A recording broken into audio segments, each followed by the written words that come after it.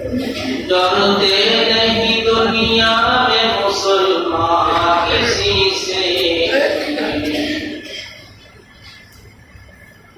डरते नहीं दुनिया में मुसलमान किसी से, जब मिल गई है दौलत ईमान नबी से, जब मिल गई है दौलत ईमान नबी से। সম্মানিত আজকে যে বিষয়টি নিয়ে আমি আপনাদের সামনে আলোচনা করব, আলোচনার বিষয়বস্তু হল ইসলাম নারীকে সম্মান দিয়েছে, অসম্মান করেনি। ইসলাম নারীকে সম্মান দিয়েছে, অসম্মান করেনি। দ্বীন ইসলাম পুরো পৃথিবীর মধ্যে পরিচিত একটি ধর্ম। এই ধর্মের উপর যুগে যুগে যত প্রশ্ন উত্থাপন করা হয়েছে, কোন সময় এই ধর্মের হিংসুকরা প্রশ্ন করে ইসলামকে প্রশ্নবিদ্ধ করতে হয়। অনেক সময় চেষ্টা করেছে ইসলামের এই বিধানটা ভালো না, ইসলামের এই বিধানটা এই শ্রেণীর মানুষের জন্য ক্ষতিকর। এইভাবে এক এক সময় এক এক পন্থায় এক এক পদ্ধতিতে ইসলামের উপর আক্রমণ করেছে। কিন্তু যতবারই আক্রমণ করেছে আল্লাহ পাকের দয়া ও রহমত, ইসলামের সত্যতা, ইসলাম যে ইনসাফের ধর্ম, ইসলাম যে ন্যায্য অধিকার সকলকে দিয়েছে, তা বারবার প্রমাণিত হয়েছে। সম্মানিত উপস্থিতি, আপনারা অবগত আছেন বর্তমান সময় আলোচিত একটি খবর হলো, সংবাদ হলো, ইসলামের বিরুদ্ধেই শুধু না, সরাসরি কোরআনুল কারীমের আয়াতের বিরুদ্ধে নারী বিষয়ক সংস্কার কমিশন বাংলাদেশের যেহেতু সংস্কার নামে কাজ চলতেছে, একটা কমিটি গঠন করা হয় 2024 নভেম্বরে 10 সদস্য। সেটার নাম দেওয়া হল নারী বিষয়ক সংস্কার কমিশন। এর প্রধান করা হয়েছে শেখ পারভীন হক, মানবাধিকার কর্মী উনি। এই গত 19 এপ্রিল শনিবার রাষ্ট্রীয় অতিথি ভবন যমুনায় 433টি সুপারিশ সমন্বিত তারা তাদের নথি পেশ করেছে।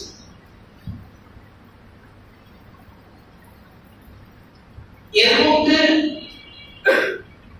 উল্লেখযোগ্য বেশ কিছু সুপারিশ সরাসরি ইসলাম, মুসলমান, কোরআন এবং সুন্নাহের বিপরীত।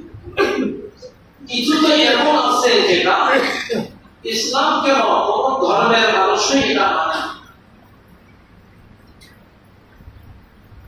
মুসলমান ভাইরা আমার, আপনারা জানেন কোরআনুল কারীমের কোন আয়াতে বংশের উপরে, শুধু পুরো একটা আয়াত না, কোন একটা আয়াতের একটা অংশ, এই অংশের উপরে যদি কোন মানুষ সন্দেহ পোষণ করে যে কোরআনের এই অংশের বিধানটা উপকারী না, বা এই অংশের বিধানটা এই শ্রেণীর মানুষের জন্য ক্ষতিকর, তাহলে ঈমান থাকবে ভাই বলেন? ঈমান থাকবে। ঈমানে মুজমাল, ঈমানে মুফাসসালে আমরা বলছি কি? ঈমানে মুফাসসালের মধ্যে বলছি আমানতু বিল্লাহি ওয়া মালাইকাতিহি ওয়া কুতুবিহি ওয়া রাসূলিহি। ইয়া আল্লাহ, তোমার প্রতি ঈমান, তোমার ফেরেশতাদের উপর ঈমান, তোমার কিতাব সমূহের প্রতি ঈমান। তো ওই সুপারিশে একটা সুপারিশ লেখা আছে, নারী পুরুষ পারিবারিক মিরাসের যে বন্টন নামা শরীয়তের, এই ক্ষেত্রে লিযাকারি মিসলু হাজ্জিল উনসায়াইন। কোরআনুল কারীমের আয়াতের এই অংশ একজন নারীকে তার পিতামাতার সম্পত্তিকে সে সিঙ্গেল পাবে, ভাই ডবল, এটা সমান অধিকার পাওয়া যায়। তাহলে কোরআনুল কারীমের আইন থাকবে ভাই বলেন? এটা কি সুপারিশের জিনিস? কোরআনুল কারীমের বিধান, এটা আমার বুঝে আসুক আর না আসুক, প্রত্যেকটি বিধান মুমিনদের জন্য কল্যাণকর, মানুষের জন্য কল্যাণকর, এটা আমরা মেনে নিচ্ছি। তবে ওই বিষয়টা আসলে কল্যাণকর কিনা এটা যাচাই বাছাইয়ের জন্য মানুষ আমরা কোরআনের তাফসীর, হাদিসের ব্যাখ্যা, হাদিস এগুলো থেকে আমরা জানতে পারি কিছু, যে এই কারণে এই বিধানটা আসছে, এটা আমাদের ধারণা। কিন্তু মূল বিষয়টা আল্লাহ পাক জানেন, আল্লাহ পাক তো কল্যাণের জন্যই নাযিল করছে। এই জন্য আমাদের প্রত্যেকের আকীদা তো হলো এটা, কোরআনের কোন বিধান আমি বুঝি আর না বুঝি, হয়তো আমার বুঝার মধ্যে কমতি আছে, কিন্তু আল্লাহ যেটা নাযিল করছে এটা হক, এটা সত্য, এটা ইনসাফের হচ্ছে, এটা আমরা বিশ্বাস করি না? এটাই হলো অবস্থা। এটা বিশ্বাস করতে হবে, না ঈমান থাকবে। এখন পিতামাতার উত্তরাধিকারী কি? ভাই ডবল পাবেন, নারী সিঙ্গেল পাবেন, বোন সিঙ্গেল পাবেন। একটা অংশের উপর প্রশ্ন তোলা হচ্ছে, কিন্তু পুরা মিরাসের উপর যদি দেখা যায়, পুরা ফ্রেমটা উত্তরাধিকারী কোন সূত্রে কে কতটুকু পাবে, পুরা ফ্রেমটা বন্টনের পুরা ফ্রেমটা যদি সামনে আসে, এবং কার কোন দায়িত্ব, নারীর কোন দায়িত্ব, খরচের খাত কতগুলো আর পুরুষের খরচের খাত কতগুলো, এটা যদি ইসলাম যেটা নির্ধারণ করছে এটা যদি দেখেন, তাহলে ওই সকল নারীবাদীরা লজ্জিত হবে এবং তাদের দাবি দাওয়া থেকে ফিরে আসতে বাধ্য হবে যে ইসলাম যেটা বলেছেন এটা শুধু সত্যই না, বরং নারীদেরকে আরো বেশি দিয়েছেন, অগ্রাধিকার দিয়েছেন, সম্মান দিয়েছেন। ইসলাম রাসূলুল্লাহ সাল্লাল্লাহু আলাইহি ওয়াসাল্লামের আগমনের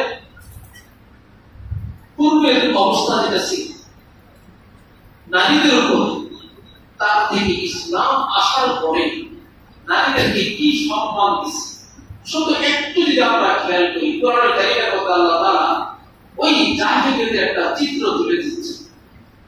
আল্লাহ পাক বলেন সূরা তাকবীরের মধ্যে, وَإِذَا الْمَوْءُودَةُ سُئِلَتْ وَإِذَا الْمَوْءُودَةُ سُئِلَتْ بِأَيِّ ذَنبٍ قُتِلَتْ। আল্লাহ পাক বলেন কিয়ামতের দিনে যে সকল কন্যা সন্তানদেরকে জীবিত দাফন করে দেওয়া হতো, প্রতিহত করা হতো, তাদের ব্যাপারে জিজ্ঞাসা করা হবে। যারা এই কর্মের মধ্যে লিপ্ত ছিল তাদেরকে জিজ্ঞাসা করা হবে বিআইয়ি যামবিন কুতিলা, কোন গুনাহের কারণে তাকে হত্যা করা হয়েছিল, তাকে মাটি চাপা দেওয়া হয়েছিল, জীবিত তাকে মেরে ফেলা হয়েছিল। এমন একটা পরিবেশ ছিল ইসলাম আসার পরে এটাকে প্রমাণ করছে, নারীদেরকে সম্মান দিচ্ছে। বরং নারীরা ওই সময় সম্পদের অধিকার তো দূরের কথা, জীবদ্দশায় জন্মগ্রহণ করলে মাতৃগর্ভ থেকে যদি জীবিত হয়ে পৃথিবীতে আসে, এটাই তাদের বেঁচে থাকাটাই ছিল মহাপাপ। ভাগ পাবে, বিরাজ পাবে, এটা বড় কথা, সে তো বাঁচবেই না। তার বাবা তো তাকে কাফন করবে, তার এলাকাবাসী তাকে লজ্জা দিবে, তুমি মেয়ে জন্ম দিয়েছ। কোন মানসিকতা, কত ঘৃণা হলে এই কাজ মানুষ করতে চায়। জাহেলিয়াতের ওই যুগে কোন পশুর পেট থেকে যদি বাচ্চা হতো, ওই বাচ্চা পৃথিবীতে বাঁচার অধিকার পেত, কিন্তু কোন নারীর পেট থেকে কন্যা সন্তান হলে বাঁচার অধিকার ছিল না। পশু বাঁচতে পারবে, নারী বাঁচতে পারবে, সম্পদ তো দূরের কথা। আল্লাহ পাক রব্বুল আলামিন এই চিন্তা চেতনাকে পাল্টাইয়া দিলেন। নারী জন্মগ্রহণ করলে এটাকে আল্লাহ পাক বললেন সুসংবাদ। আল্লাহ পাক বলেন ওয়াইদা কুশিরা আহাদুহুম বিল উনসা যাল্লা ওয়াজহুহু মুসওয়াদ্দান ওয়া হুয়া কাযীম। যখন তোমাদের কারো নারী সন্তান জন্মগ্রহণের সুসংবাদ দেওয়া হয়, নারীরা জন্মগ্রহণ করলে আল্লাহ নিজে বলেন এটা সুসংবাদ, নারীকে আল্লাহ পাক সম্মান দিলেন।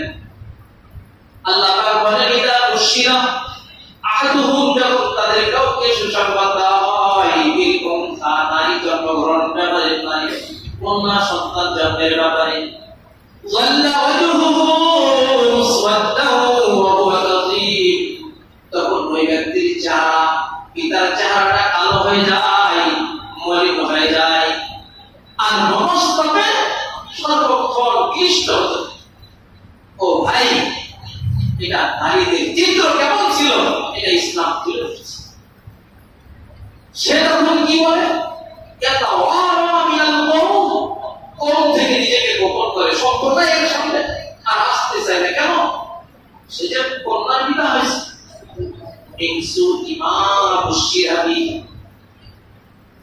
তাকে যে সংবাদ দেওয়া হয় এমন একটা জিনিসের যেটা সে বদ্ধ ভাবে, সেটা কোন চিন্তা করে আল্লাহ পাক বলেন, ওই আল্লাহ তখন চিন্তা করে কেন সে কন্যা সন্তান জন্ম দিয়েছে, এই জন্য সে চিন্তা করে লজ্জা নিয়ে এমন মরহীনতা অবস্থায় তাকে রেখে দিবে, তাকে মাটির মধ্যে মাটি চাপা দিয়ে মেরে ফেলবে। আল্লাহ পাক বলেন এই ছিল তোমাদের সিদ্ধান্ত, আলা সামা কানু ইয়াহকুমুন, এটা ছিল তোমাদের সিদ্ধান্ত, যেটা নিকৃষ্টতম, যেটা সবচেয়ে খারাপ। তোমাদের সিদ্ধান্তটা ভালো সিদ্ধান্ত ছিল না, নিকৃষ্ট সিদ্ধান্ত ছিল। ওই সময় ইসলাম নারীকে সম্মান দিয়েছে। আর আজকের নারীবাদীরা তারা বলে ইসলাম নাকি নারীকে পৃথিবীর মধ্যে যদি কোন ছেলে সন্তানকে কেউ লালন পালন করে জান্নাতের সুসংবাদ রাসূল দেন নাই। রাসূল বলছেন মেয়েদের সম্মানকে আপনি দিচ্ছেন। দেখেন আল্লাহ রাসূল বলেন কানকানা সালাতু বানাতিন আও আওয়াত, যদি কোন মানুষের তিনটি মেয়ে থাকে অথবা তিনজন কোন মানুষের বোন থাকে, আবিনাতা নাউস্তা, অথবা দুই মেয়ে থাকে বা দুইজন বোন থাকে, ফাহসানা সুহবাতুহুন্না, আর তাদের সঙ্গে ভালো আচরণ করে, ভালো ব্যবহার করে, আত্তাকুল্লাহ ফীহিম, এবং তাদের ব্যাপারে আল্লাহকে ভয় করে, তাদের হকগুলি যথাযথ আদায় করে, রাসূল বলেন দারুল জান্নাত, তার জন্য রয়েছে জান্নাত। এটা বলেন ইসলাম হাদিস।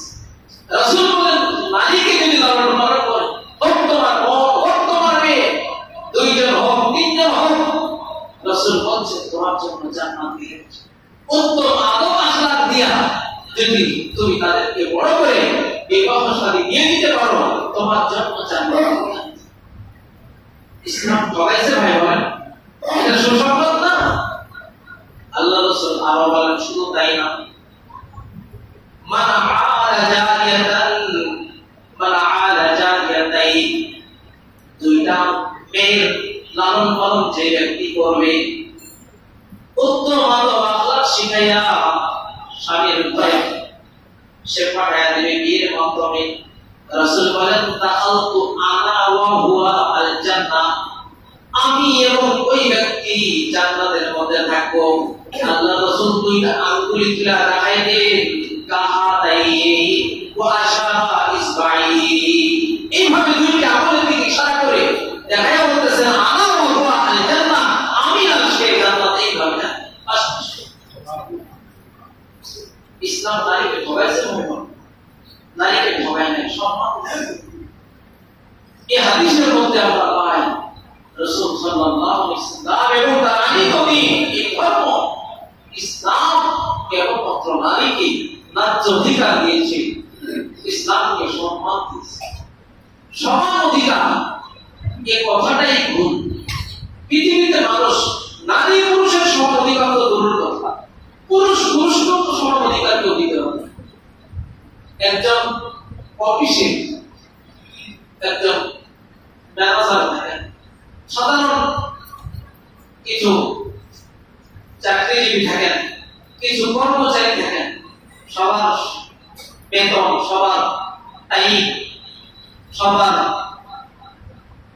মান সবার কি সমান বেতন।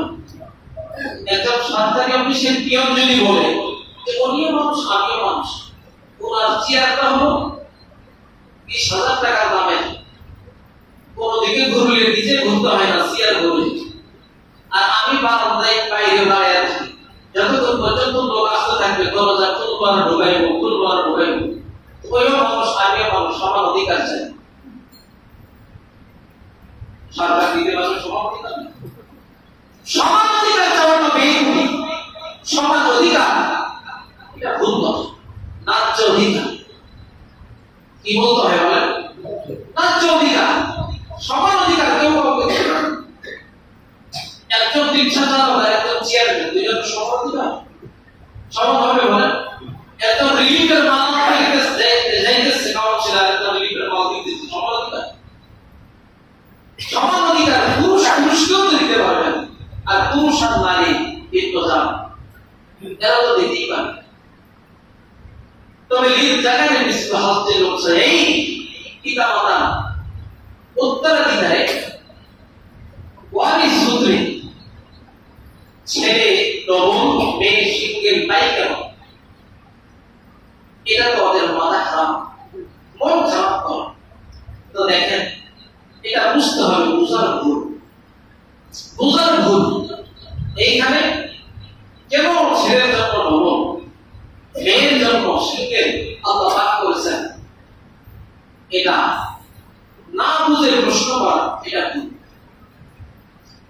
জাহেলিয়াতের যুগে লাকাদ কানা কুফফারু কুরাইশ ফিল জাহিলিয়া, জাহেলিয়াতের যুগে লা ইউরিথুনাল মারআতা শাইআ, মহিলাকে কোন ধরনের মিরাস দিত না।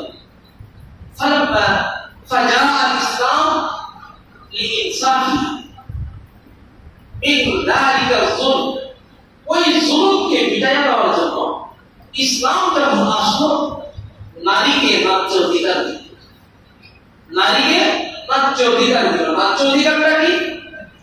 ফালাম্মা জাআলা লাহা নিসফা ফিন যাকাত, ভাইয়ের সঙ্গে একজন মহিলার জন্য নিসফ, ভাইয়ের অর্ধেক সে পাবে, এটা সাব্যস্ত করে দিল ইসলাম। ইসলাম কি করলো? এটা সাব্যস্ত করলো। ফাকানা যালিকা লিহুকমিল জাহিলা, এটা আল্লাহ পাকের এই বিধানটা বহুত বড় দয়া নারী জাতির, নারী জাতির জন্য দয়া। কেন দয়া? এবার শুনেন, পুরুষ বাবা যদি মারা যায় কি কি দায়িত্ব তার উপর আসে, মেয়েদের কোন সময় কোন দায়িত্ব আসে এটা আগে বুঝতে হবে। মনে করেন, উদাহরণ দেয় একটা, একজন চাকরিজীবী মানুষ, তার এক ছেলে দুই মেয়ে আছে, তার 4 বিঘা জমি আছে, ব্যাংক অ্যাকাউন্ট 4 লাখ টাকা আছে। হঠাৎ অসুস্থ হয়ে 15 দিনের মাথায় মারা গেল। ছেলেও বিবাহ শাদী করেনি, মেয়ে দুইজনও বিবাহ শাদী করেনি। উদাহরণটা ভালো করে বুঝতে হবে।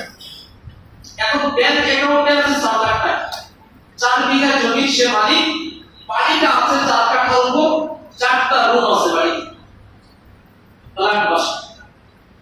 ইসলাম বলতেছে যে ছেলে 2 বিঘা জমির মালিক, 2 বোন 1 বিঘা করে 2 বিঘার মালিক। ব্যাংক অ্যাকাউন্ট যেটা আছে, ব্যাংক অ্যাকাউন্টে ছেলে 2 লাখের মালিক, মেয়ে 1 লাখ করে 2 লাখের, দুইজন 1 লাখ করে 2 লাখের মালিক। বাবার যে 4 কাঠা মাটির উপর ছাদ বিশিষ্ট ফ্ল্যাট বা বাসা আছে, এটা 4টা রুম আছে, 2 কাঠা এবং 4টা রুমের 2টা রুম ছেলে পাবে, 4 কাঠা মাটির 2 কাঠা, 1 কাঠা করে মাটি এবং 1টা করে রুম মেয়ে পাবে। এটা ইসলামের বিধান। তার বিধান বলেন, আমরা তো যেটা নারীরা পাবে এটাই দেই না। বাসা বাড়ি থাকছে মেয়েদেরকে দেয়, 4টা রুম থাকলে মেয়েও 1টা রুম পাবে। যতটুকু সে ভাগিদার, 1 ভাই 2 বোন 4টা রুম, তবে বোন 1টা করে রুম পাবে, 1 কাঠা করে মাটি পাবে, 4 কাঠা মাটি যাবে। এবার দেখেন ছেলে 2 মেয়ে রেখে দিয়ে সে মারা গেল। ইসলাম বলছে এখন এই ছেলে যে টাকা পয়সা পেল, ছেলে এখন বিয়ে করবে, বিয়ের জন্য মোহর কে দিবে বলেন? ছেলে নিজে দিতে হবে। বাবা যদি বেঁচেও থাকে মোহর ছেলে দিবে। বালে হয়ে যাওয়ার পরে ছেলের খরচ পিতাকে দেওয়া ওয়াজিব না, যদি দেয় এটাই ইসলাম, সেটা অনুগ্রহ। আর মেয়ে যতদিন পর্যন্ত বিয়ে না দিচ্ছে ততদিন পর্যন্ত খরচ। যখন বিয়ে দিচ্ছে স্বামী যদি মারা যায়, তার ছেলে থাকলে তার ছেলেরা দেখতে থাকে, তার ছেলে মেয়ে যদি কেউ না থাকে আবার তাকে তার বাবা বা তার ভাইরা দেখে। তাহলে আসেন, ছেলে এখন বিয়ে করবে, 2 লাখ টাকা ব্যাংক থেকে পাইছে, 1 লাখ টাকা তুলে মোহর দিয়ে বিয়ে করবে, থাকলো 5 লাখ বলেন। 2 বোনের বিয়ে দিল, 50,000 50,000 টাকা করে বিয়েতে খরচ করছে। মেয়েদেরকে বলতেছে তোমাদের তো 1 লাখ করে আছে, তোমরা দাও। মেয়েরা বলতেছে ইসলাম কি বলছে, আমাদের কোনো খরচ নাই। মেয়েদের কোনো কি নাই খরচ। একটা হলো দায়িত্ব, খরচের দায়িত্ব ভাইয়ের উপর। বাবা মারা গেছেন, বাবা মারা গেছে, বাবা করতো। ভাই তার ব্যাংক ব্যালেন্স মাটি বিক্রি করে হোক বিয়ে বলে বিয়ে দিতে হবে, এটা তার দায়িত্ব। 1 টাকাও মেয়ে খরচ করবে না। 80 বছর যদি একজন মেয়ে মানুষ বেঁচে থাকে, 1 টাকাও তার খরচের কোনো খাত নেই, বাধ্য হবে। তবে শৌখিনতার খরচ করলে সে করতে হবে। সে ছেলে মেয়েকে কিছু দিতেছে, সে স্বামীকে কিছু দিতেছে, এটা শৌখিনতার খরচ, দায়িত্ব বোধ না। দায়িত্ব বোধ হলো ছেলে। তাহলে ভাই বিয়ে করলো, 1 লাখ টাকা মোহর, 1 লাখ টাকা থাকে, এটাও 2 বোনের পিছনে খরচ করলো। প্রতিদিনের হাট বাজার আছে, মায়ের খরচ আছে, চিকিৎসার খরচ আছে, সব খরচকে বহন করবে বলেন।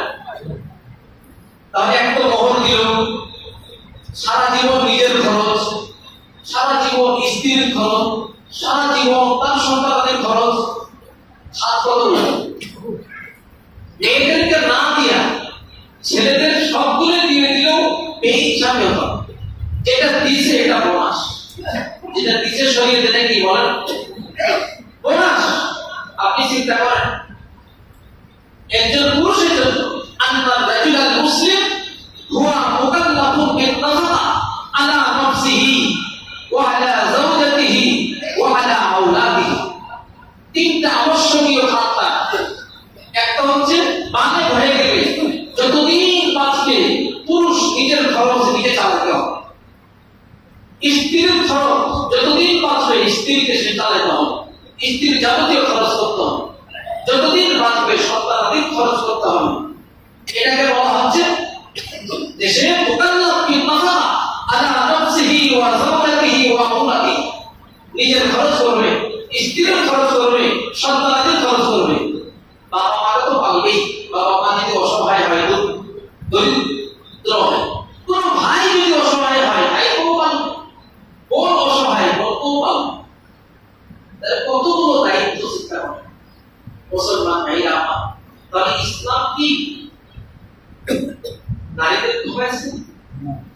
বেকুবি কথায়। এই জন্য ইসলামের দোহাই দিয়ে, বেইনসাফির দোহাই দিয়ে ইসলামের উপর যারা এই আক্রমণাত্মক প্রশ্ন তুলতে চায়, তাদের ঈমান তো খুব সময় চলে গেছে, তারা বেঈমান হয়ে গেছে। মুসলমানদের মধ্যে ডিগ্রিধারী কিছু বুদ্ধিজীবী আছে, লেখাপড়া করতে করতে মাথা টাক হয়ে গেছে।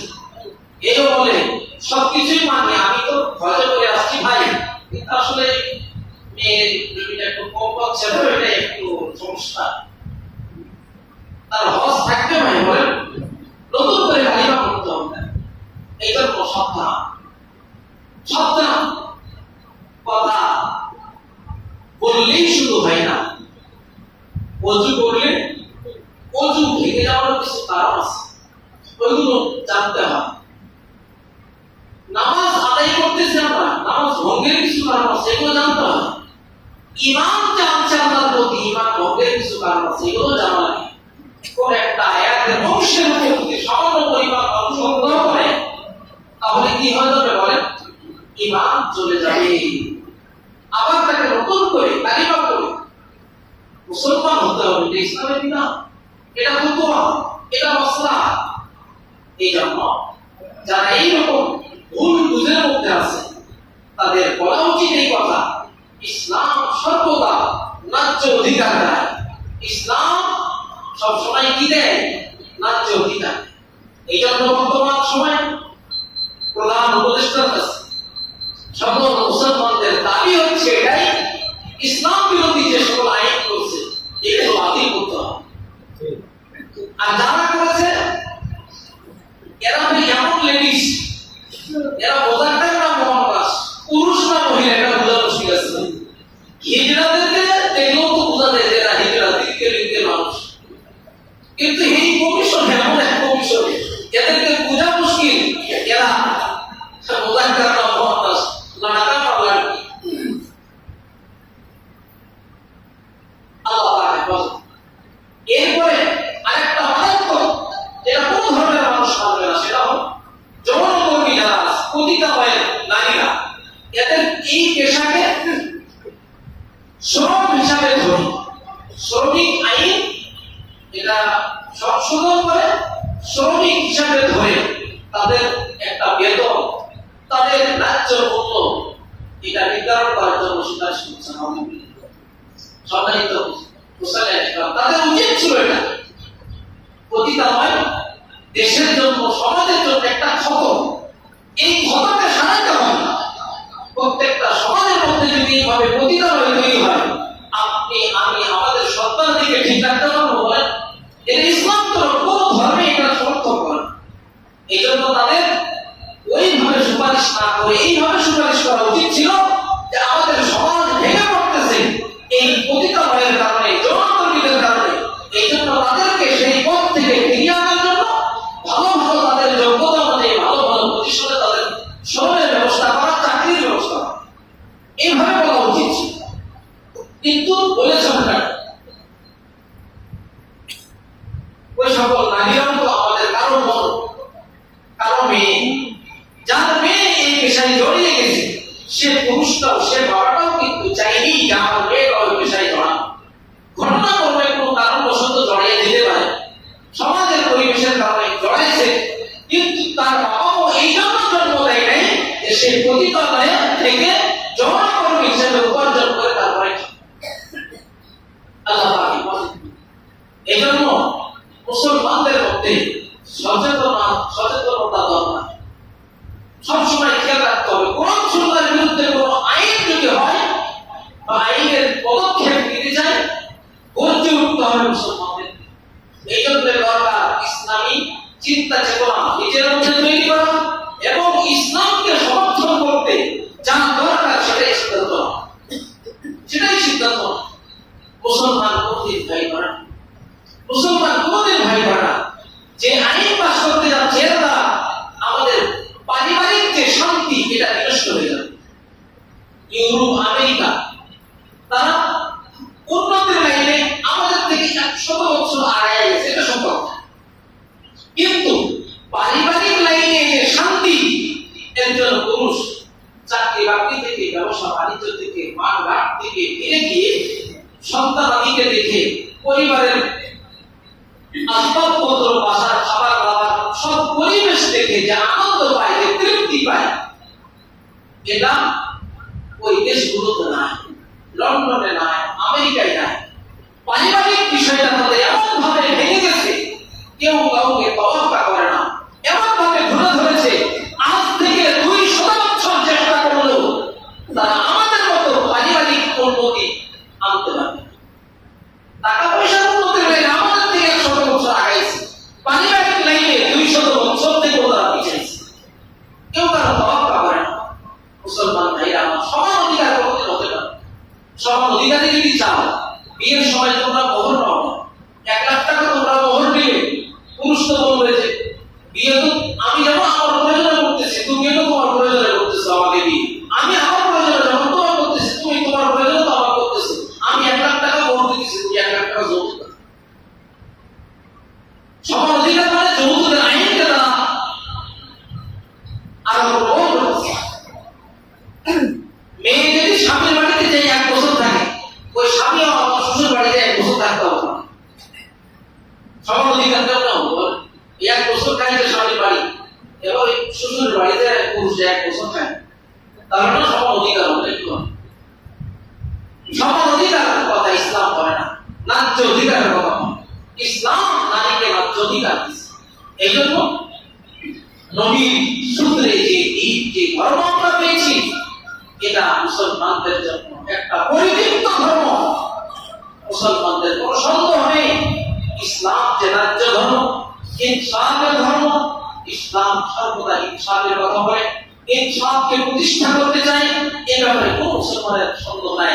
মুসলমান কারো নীতিমালাকে, কারো তৈরি আইনকে মুসলমান ভাই করেন। তবে বলছেন, डरते नहीं दुनिया में मुसलमान किसी से, डरते नहीं दुनिया में मुसलमान किसी से, जब मिल गई है दौलत ईमान नबी से, जब मिल गई है दौलत ईमान नबी से। नबीর মাধ্যমে ঈমানের যে দৌলত পেয়েছে মুসলমান আর কাউকে কোন আইনকে এটা ভাই করে না। ভাই আল্লাহ পাক রব্বুল আলামিন বোঝায়।